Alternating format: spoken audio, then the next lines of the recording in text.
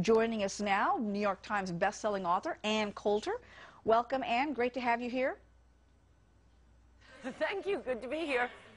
And earlier this week, Senator Rand Paul told folks at the CPAC conference that the GOP of old was stale and moss-covered, which many interpreted as a direct hit at establishment Republicans like John McCain. Do you agree with Rand Paul? If it was intended as an attack on John McCain, then I agree.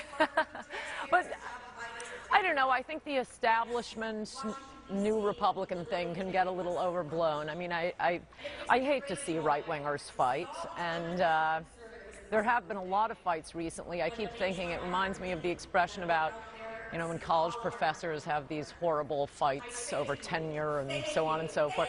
The fights are so vicious because the stakes are so small. Republicans have a bigger enemy right now. Conservatives, libertarians, government is enormous.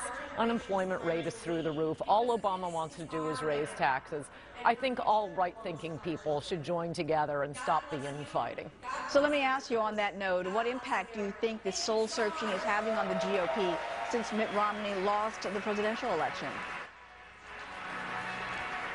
Well, I warned them at CPAC last year. I happened to look up my speech from last year.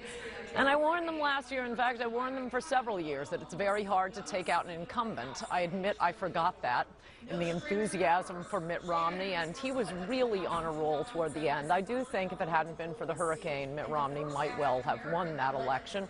And he did better than any other candidate running against an incumbent president. An incumbent president who won in about 100 years. So we'll pick up our seats. The pendulum swings. I happen to have come across recently, because my mother has the largest North American collection of any mentions of Ann Coulter in the media, and I was in the Time magazine right after the 2004 election. You want to perk your spirits up. Look at the Time magazine that came out right after the 2004 election, when liberals put everything they had into that election. They had Michael Moore and George Soros, and they hated George Bush with a passion, and still Bush won re-election. And, you know, I was the winner in that issue, and Michael Moore was the loser. They said, you know, 7 of the last 9 presidential elections have gone to the Republicans. What are the Democrats going to do? They're going to have to come back under a new name. The pendulum swings. We're going to come back. Well, let me ask you this, though. What do you think about the debate that's going on right now within the party, between the libertarian wing of the party and the conservatives? Can they find ways to speak with a unified voice?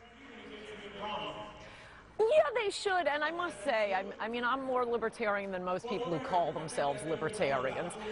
Richard Epstein, the great University of Chicago law professor, there's a real libertarian.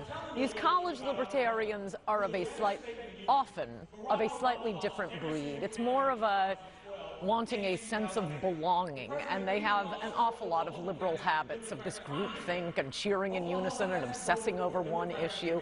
But in terms of actual libertarian ideas, that is the Republican Party, and frankly, we could use a little help. There's an awful lot that could be privatized. I mean, the lesson of history is everything run by the government over time becomes more expensive and worse. Everything that is subjected to competition on the private market becomes cheaper and better. Look at, you know, cell phones, flat screen TVs versus, the subway system, air traffic, or TSA agents, the public school system.